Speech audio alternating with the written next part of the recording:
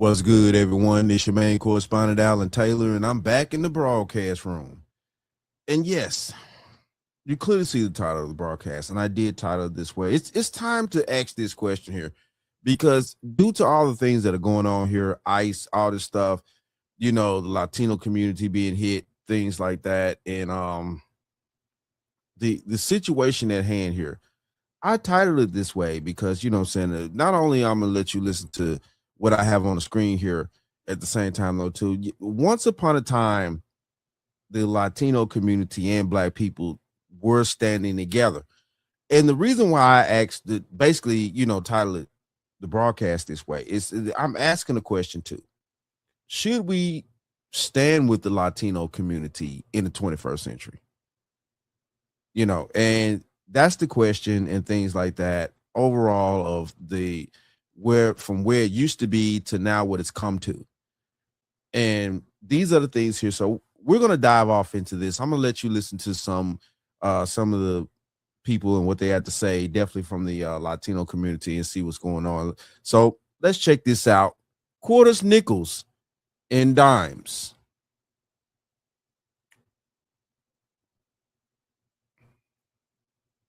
The history of Black and Latino communities standing together in America is a long-standing tradition of solidarity rooted in shared struggles against systemic racism, economic exploitation, and a mutual pursuit of civil rights. While sometimes overlooked in mainstream historical narratives, this alliance has been pivotal from the 19th century abolitionist era to contemporary social justice movements.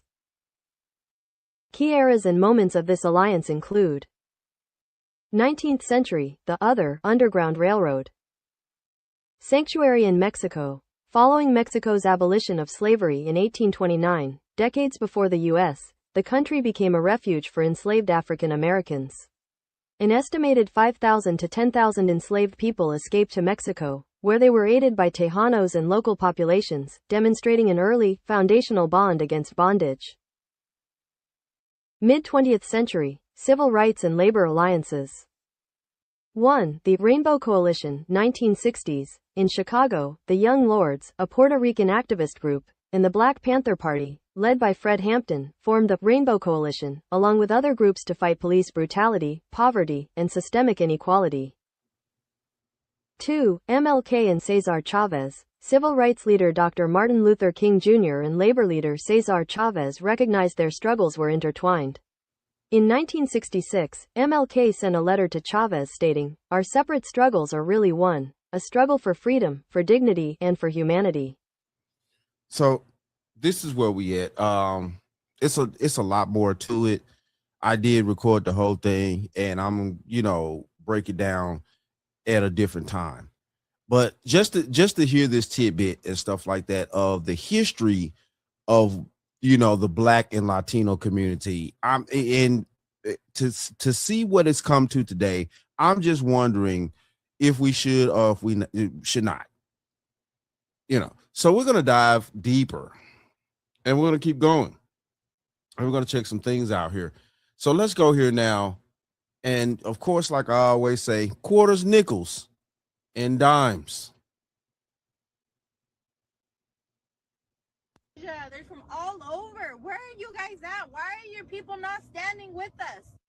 Yeah, baby girl, we're going to sit this one out. This has nothing to do with us.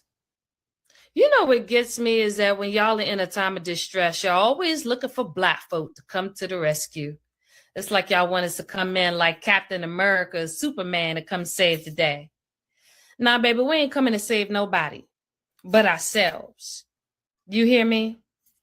What we are going to be doing is drinking water, herbal teas, staying moisturized, and minding our Black business. That's what we're going to be doing. We're going to have our boots to the ground, baby, and we're going to be line dancing. We're going to be flapping the fan around. We're going to be having a good time. That's what we're going to be doing. And you know what gets me and how ironic is that when we're the ones that's under attack, you all remain silent. Y'all get quiet. But now that y'all under attack, y'all expect the whole gathering, the kumbaya meeting and everything. Nah, baby girl, we going to be chilling. We going to sit this one out. But good luck with that. Good luck. So my question here is that throughout the years since, the information that I gave you guys just a second ago, from that day and time to the 21st century, what we're living in now, what actually happened between the Black and Latino community to provide this divide? Now, you know what I'm saying? I get it and things like that, because, you know, now we have these issues amongst us, you know, and it just is what it is. Hold on. Because we're going to keep going, because there's always more. And this is where we at, people. And we need to figure this out, if that's the case, of the history of what the Black and Latino community used to gather and galvanize together for. United States have not earned the support of Black people for us to be demanding, oh yeah, why aren't they coming out to protest with us? Why aren't they engaging in activism with us? Because we haven't earned it at all, in the slightest. Or did you guys forget that 46% of all eligible Latino voters voted for Donald Trump in the 2024 presidential election? Or how about the fact that racism, anti-Blackness, colorism, all of these things are still very much pervasive in our communities? Bro, Latinos haven't even reconciled with the fact that they can't use the N-word unless they're also Black themselves, because Afro-Latinos exist.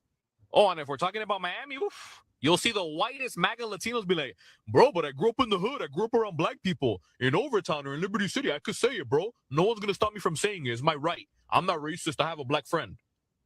We haven't even gotten over that. And we want Black people to go to protest with us, to engage in activism with us, putting their lives, their freedom, their bodies on the line? No. I completely understand any Black person that wants to just disengage, disregard us. I get it, guys. I really, really do. And we, as Latinos, as a collective, should not be harboring resentment against Black people, criticizing them, getting angry at them, questioning them. No. No. Because we've earned this. They are completely justified in feeling the way they feel and doing what they're doing. Now, I would like to give a message to the Black folks watching this video. You are completely justified in your feelings and in doing what you're doing, and I respect it. But please remember that Black folks are also being affected by this persecution of undocumented migrants. And I feel like that's not talked about enough either. Here, Miami. I don't think that's the same. You know, what definitely what he said at that last little second there, that's not the same. You know what I'm saying? We are much more ingrained in America due to the facts of how, you know, majority of us were brought over here and things like that. I don't think that's the same thing. But my question is as well, is that should, you know, due to the fact that the divide has happened some decades ago between the Latino and Black community after the civil rights movement and things like that, a lot of things went into play. You know, civil rights movement got hijacked by a lot of things, you know, and other movements that, you know, tried to sneak other, you know, crazy rights in. Let's just be honest, you know, feminists, all types of crazy narratives and things like that. So yeah, it was a lot of dividing that went down at a certain point, and, you know, of course, you know, getting turned against each other. So, but I'm gonna keep asking the question: should we keep, you know, should we still stand with the Latino community in the 21st century with what they're going through? After, you know what I'm saying, we went through a lot of treachery, you know, during the 80s and the 90s and things like that, late 70s, 80s, 90s. And, you know, nobody really had our backs in this. You know, crack epidemic happened, all types of crazy stuff went down. So let's keep going here. Let's check this out.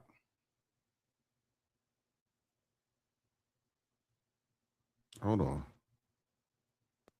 I understand when you guys are saying that this is not your fight. You guys been fighting. It's sadly to say that you guys been fighting and the whole world is just sat on the sidelines watching, saying, oh, look, there goes again another Black person not obeying the law. It's the same thing that's happening with my community. We were talking about racial profiling. When Black people been going through racial profiling, they'll see a Black person walking and a cop will turn around and immediately stop that person without like not even knowing what the person's doing. He's just probably walking to the store. That's racial profiling. It's sadly to say that our own community gave us our back. And it's a lesson learned to any community that when somebody's going through some shit, don't sit on the fucking sidelines. Come out in support. And just to say thank you to all the people that are here raising their voice and fighting. Don't stop fighting. You know, I get it at the same time though too. You know, but I also know that there is a faction of, you know, legal immigrants from other countries, even the Latino community that are here legally and stuff like that. And they don't even like the illegals that are coming over here. So it is a screwed up fight. It is a, you know, it is a lot of confusion and other things that are going on with this particular situation that we're dealing with here. And we cannot deny these facts about what's going on. So we're going to keep going here and we're going to check some more things out because, you know, we have to figure some things out here about the reason why black people are sitting this out. You know, the whole thing. Don't care the Somalian situation, the, you know, illegal immigrants from other countries, Latinos, you know what I'm saying? You know, let's keep going. What up, y'all? Y'all see these headlines? Right? This is the biggest case. Latinos allegedly abusing black employees. They end up settling out of court. I'm going to tell you that. They settled out of court. And when they went to go interview the black employees, they said that Latino workers were calling them monkeys and waving bananas at them, and everybody in the warehouse will laugh at them. And I know y'all going to say, oh, it's not all of them. It was a warehouse full of them and 3 different companies. That's why this is considered one of the biggest lawsuits, biggest cases in California, right? And look, check this out. Even the attorney said that these cases are becoming more intense and more ugly. You could pause it and read it, right? Nooses, racial slurs. Now, if this was white people doing this to black people, this would be all over the news, right? This will be national news. I just don't understand why they don't report when it's minority against minority, right? If it was white people doing this, we'll hear about this. 3 different companies, and these Latinos, Hispanics, was in cahoots with white people. You see this? They were in cahoots with white supervisors, giving the black people the most the hardest work, the hardest labor to compete to do, right? Now, look at this though. 171 cases been settled. Racial discrimination, not only discrimination, but treating black people differently because of their race in Southern California. 171 cases. And this is where we at here. You know, we do know at a certain turning point here in America that, you know, these other cultures and stuff like that decided to, you know, of course, think that they were, you know, Caucasian or something. And we know what really happened and stuff like that and breaking it down. It's public knowledge of the history of what happened. And this is how it went down. You know, once the black community was taken down, you know, you had King and all that stuff, like what you know, what I showed you in the beginning of this broadcast, you know, in the Latino community, all this, we was all in, you know, basically cahoots at first, things like that, you know, as slaves, we migrated to there for freedom, things like that. But yeah, so eventually now it come to a point to where the division came into place, and you know, you had the Latino community divesting from our help and us as black people, black, you know, Americans, descendants of slaves, some technically.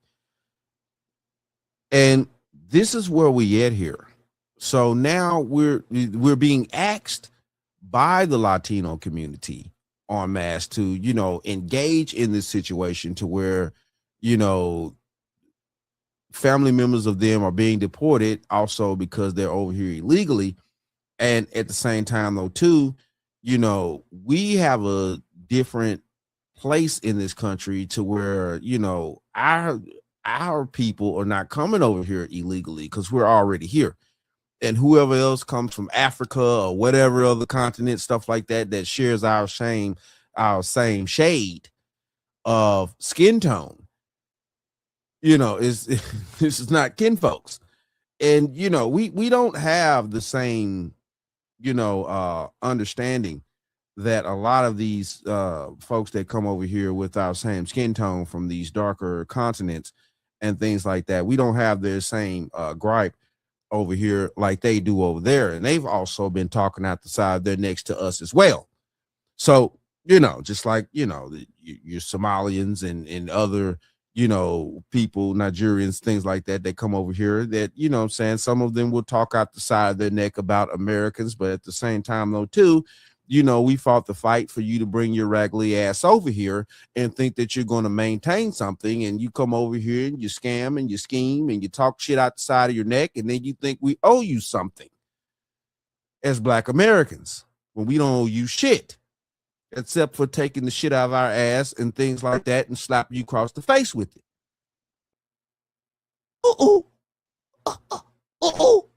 Yeah. Yeah, I did that. I should have fuck did. Anyway, we're going to keep going here. We're going to keep going because there's always more on the bottom line. Let's go here right now. Let's check this out. Black and Latino community needs to stop. And we need to be the generation to stop it. Anti-Blackness exists in our community. We know this. Anti-Blackness also exists within the Black community itself. All communities of color struggle with this. And the reason why is what we all have in common. We were all colonized and trained to have a mindset of you versus me for survival. But that ends with us. We need to lead with unity and not division. We have to be the change we want to see. We have to stop pointing the finger in both communities and make the decision that we are going to choose to be united versus divided. I'm not going to pretend like I have all the answers, but here are examples of how you can show up differently and be the change you want to see.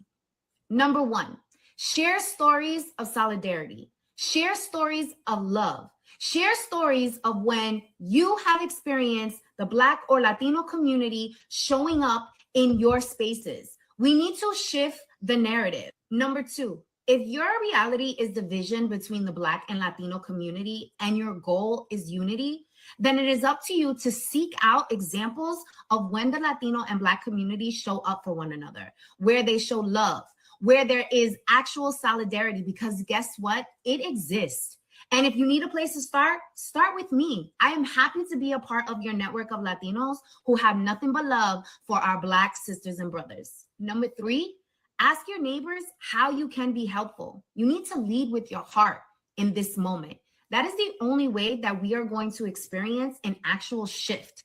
We have to show up as human beings. We have to show up vulnerable. We have to show up as the change that we want to see. Lastly, ask others to join you. Let's actually start in the comments. Share your stories of solidarity and love. If members of the Latino and Black community have a hard time seeing it, let's show them how it's actually done. Now, I get what she's saying at the end of the day, and given the fact, like I did present, we did have a history of the Black and Latino community joining together under the situation that was happening in the 60s and things like that. And before time, with, before that, in also doing slavery, stuff like that, where we had slaves to flee to, across the borders in those communities and stuff like that at those times. I understand that, and I get that, maybe the roles are reversed today, of course, but the same time though, too, laws were different back then, and it was a lot of inhumane things going on. I'm talking about the slavery shit. it was a lot of inhumane things going on at that time, stuff like that. And at the same time, though, too, slaves did break technically laws and all types of stuff. Latinos did. It's a whole crazy situation. But in today's society, due to the fact that, nowadays, propaganda has been in place for a long period of time, the divide has been happening for so long, and it's so much disdain that's been built up between the different communities for so long because of the propaganda and things like that, and different generations and not knowing history and stuff like that. It makes a huge problem, and also makes for a misunderstanding of where each culture is coming from nowadays, and also to um not knowing the history also plays a huge factor in the Black and Latinos um being galvanized together to try to fight the same fight. It's just a whole difference nowadays, and that's a huge problem. I get it, but at the same time, though, too, it's so complicated here to where you even have uh citizens of America who are of Latino descent, things like that, that came over here illegally, stuff like that. Even they have an issue with the illegals and stuff like that. So it's ridiculous. It's crazy out here, the fight that we're fighting from the history of where we came from as Black people and Latino community. So let's go here now. Let's see what she has to say. And they've always been right. And if we could push aside, we, the Latino community, we could push aside our racism, our colorism, we wouldn't be here. We wouldn't be here because they have been warning us about what's going on, and your empathy was not there for the Black community. It wasn't. So now that it's happening to us, now you get it. Now you see where they're coming from. Now you see the similarities. And I really hope that there comes a time where my people truly wake up, because the Black community is fucking strong. They're smart. They have learned their history, and they try to tell us. They try to teach us. Black women have tried to tell us. 92%ers tried to fucking tell us. Granted, I listened. My ears were open, but a lot of my Latino community was like, okay. And I truly hope that, yes, it sucks that we are here and that things are so ugly, but I hope that we are learning and we're growing, and it's okay to be wrong and to admit it and to try to do better next time. Next time we vote, next time something happens to somebody who is part of the Black community, because now we know what the fuck it feels like. Now, the thing of this is that, what I'm saying, I want to point out something here. She did speak on the 92%ers, which was in this past previous election, what I'm saying, the majority of Black women that did vote, Democrat at that point. But the thing of this is that Black people, a certain segment of Black people have woken up and understand that the Democratic Party haven't really done anything for us in all these decades, like nothing at all. And if we do research the real history of the Democratic Party, what I'm saying, they wanted to keep slavery intact. So, it is what it is. But I get what she's saying for certain points, that Black people were, that we do understand a lot more about the system that's in place and stuff like that than they do, because we've been over here the longest as descendants of slaves and stuff like that. Like, it just is what it is here. We done mapped it out, and the rhetoric, definitely some of it online, stuff like that, trying to sit there and be like, Black people, y'all can get deported too. Nah, we can't get deported at all. White people not stupid. White people not stupid at all, bro. You know what I'm saying? Push come to shove, they know the only real allies they got is Black folks, descendants of slaves in this country. Whether y'all like the truth or not, I'm telling you right now, whether y'all like the truth or not, they know at the end of the day, push come to shove, when the rest of them whoop-de-woos try to, march their little poo-put ass over here At the end of the day, though, you know what I'm saying? Ain't nobody gonna let that go down. You know, even though black and white people got our history on in this country, stuff like that, we ain't finna let certain shit go down. You know, if the shit get too big, we gonna put aside certain differences. You know what I'm saying? I'm just being honest. Home is home. But yeah, should the black community get involved with what the Latino community has going on in the 21st century? Given our history and things like that of what happened in the past, how we were united, how we were together on certain issues and stuff like that. But at the same time, though, too, somehow, some way, through propaganda, all types of stuff, that shit got diminished. And now we have the Latino community, you know, kind of going against us, thinking that they're so, you know, this and that. And the black people are still like, oh, you know what I'm saying? We like, okay, we see what you're doing now. You know what I'm saying? We see how you're acting. You know what I'm saying? You think you're a little shade lighter than you really are. But it is what it is, though. Shout out to all my subscribers. Mad love to y'all. If you're new to the channel, please hit that like, share, subscribe button. Make sure you ring that bell to be notified whenever I decide to post things. And like I always say, and that, my friends, is the bottom line. That, my friends, is the bottom line.